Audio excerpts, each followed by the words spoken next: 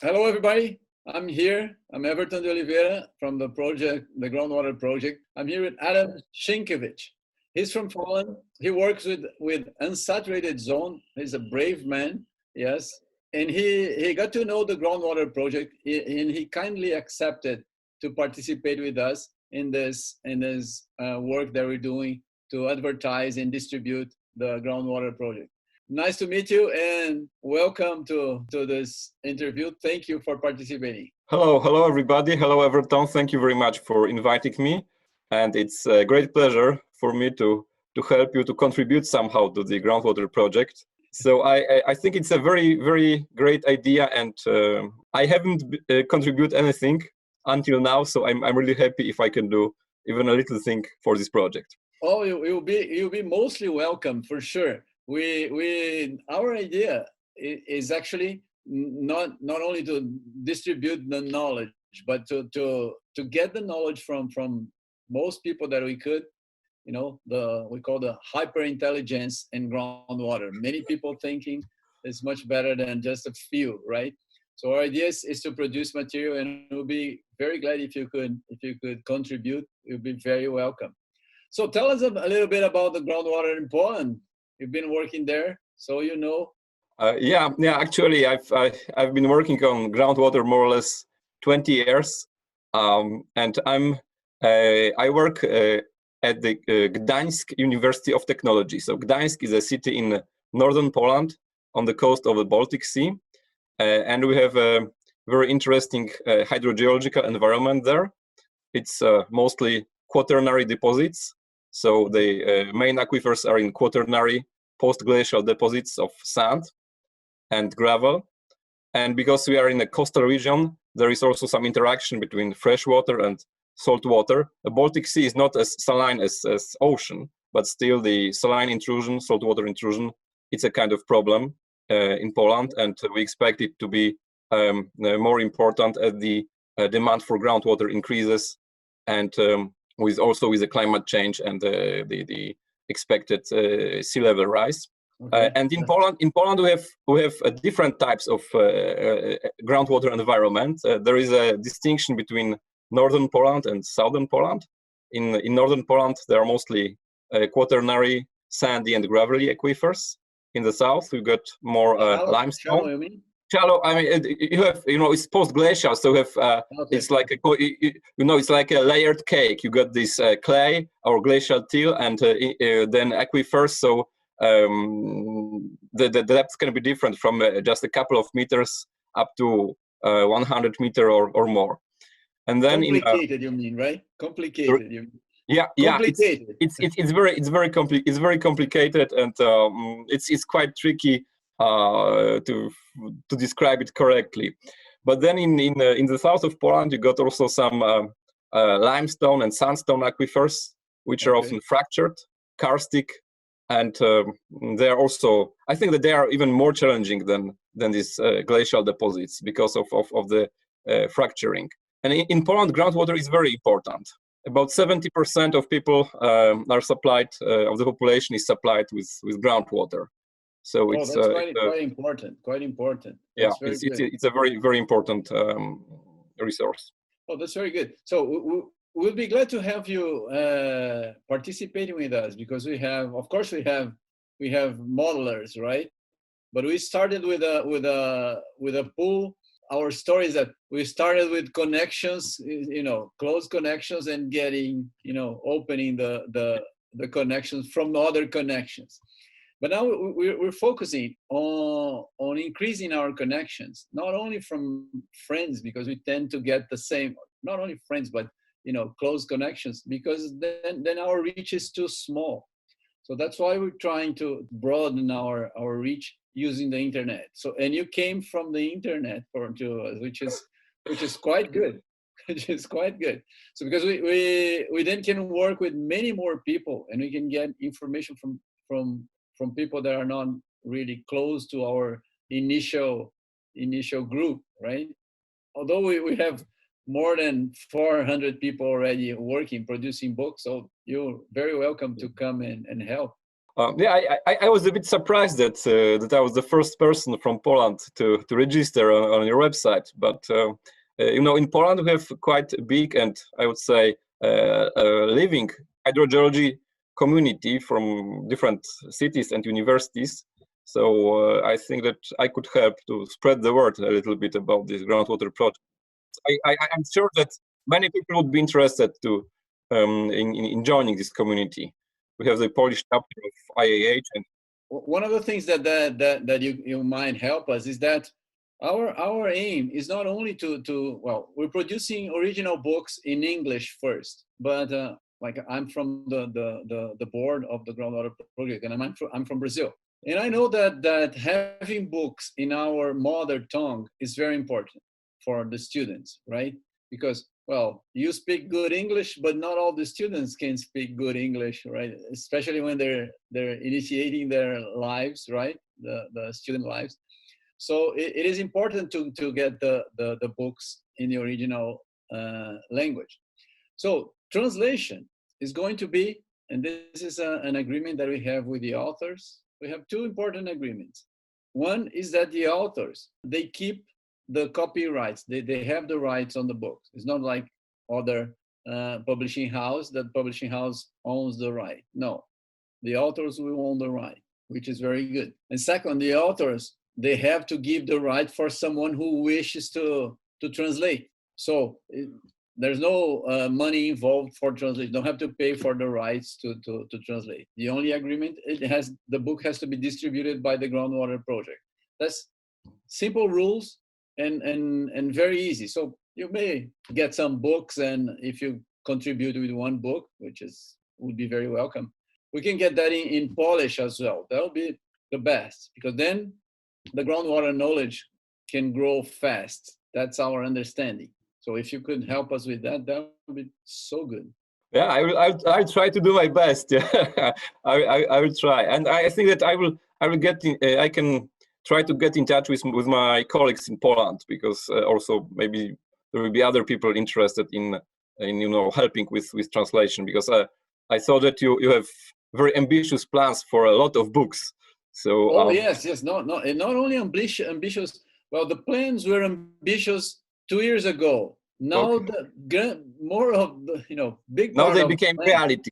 Exactly. We have about 400 books being already prepared, and we estimate that we will be able to publish around 150 by the end of next year. So we think it's really that impressive. we can have 30 or 40 this year, plus 100 more or more next year. That's quite impressive. And along the way, the plan is to have about 1,000 titles in groundwater. So when we add the translations, this is going to be huge. So we expect that but for that reason, you know, for that matter, to get that going, we need cooperation. Anyone who's willing to help is welcome, because it's good for hydrogeology, and we are hydrogeologists, right? Yeah, I agree. It's a very great idea, and I appreciate it, especially that I teach students. You know, I teach students, and each year I try to revise my lecture notes and find some new interesting material for the students. And actually, I'm always looking for books and other stuff on groundwater in the internet, and that's how I came on the groundwater book by Fries and Cherry. So that was my first contact with Groundwater Project. And then I attended the talk of John Cherry in Malaga last year. Oh, you were in Malaga, yes. Yeah. So I was really impressed by all this, you know, by this project, by your plans, by your vision. Yes. And then I registered recently to get these books, and also the an Apple book by Cherry and yes, there already. So yeah, if you're willing to translate it into Polish, the books, well, welcome. Well, I had an experience here. Oh, it's a huge book. It's a huge task. It's huge. It's huge. I will have a look, because you know, in Poland we have some good books on hydrogeology, but mostly on you know, on general topics. And I think that this kind of more specialized topics it could be nice to translate them to Polish, because we have also a lot of professionals in groundwater, people in administration, in consulting companies, and they're often not so fluent with English. So yeah, that would be a great good idea. Well, I did not translate the book into Portuguese, actually, because I gathered some people. I've done a crowdsourced translation, and we had about 400 or 500 people helping translate. So each student and friends, people from hydrogeology, they translated 5 pages, right, of the book. And then we needed people to review and to put together. To put all these things together. Yes, because keep a consistent style. I worked to smooth the text after it was translated, because you have some differences between translators. But that was done in 3 months, 2.5 months, because we had so many people. That was very good. I think that's a very good way to translate, because otherwise it's it's difficult to find the time to translate everything. Yeah, exactly. It's too much work for one person. Definitely, it's too much work for a book. But if we have, and for students, they like it, but they need someone like you, because you know the jargon. Yeah. And young students, they don't really know. They might be good in English and good enough to translate, but they might miss the subtleties. So you need an experienced person to read after it's done, but it works. It works, and that's the way to go. So if you could help, you'll be mostly welcome, and especially for unsaturated zone. I know you're because you have a book on unsaturated zone, don't you? Yeah, but it's in English. You see, in English, and honestly, I was thinking about writing something similar in Polish, because I did it for my students. I know. I've seen it. Yes. That's interesting. Well, and you have the rights for that book? No, Springer has the rights. Oh, Springer. Yes, that's the Springer. problem. Yeah. Then you so cannot maybe you could talk to Springer, but I'm not sure if they are. No, they put money. No, this kind of companies, they are not really happy to give your copyrights. Of course, they paid for it. Yeah, because it's their business. I know. But so that's why we're trying to change this business for to widen the spread. So because one of the things that is for sure, that's authors don't make money out of books, right? They don't get rich. Yeah, that's true. Well, so it depends. If you write some good fiction books, then oh, maybe yes. But I'm talking about hydrogeologists. Forget. Yeah, but in groundwater, not even John Cherry with his famous book. Yeah. He didn't get rich by selling books. Doesn't get that way. That's true. That's why our idea is to distribute the technical books, because we can reach a much wider audience. And it was good because we have people from all over the places. I know it wasn't Todd from Poland. You mean Todd, this famous hydrogeologist? He was from Hungary. Oh, he was from Hungary. Okay, I thought he was from Poland. Yeah, no. He was a Hungarian, but he worked in Canada for most of his life. Oh, I know. He worked in Calgary. I know. Yeah. But he was from Hungary, and in Hungary they also have a strong tradition of groundwater research. So there are several people who wrote good books about this and did some. Yeah, I know. Well, significant research. You do too.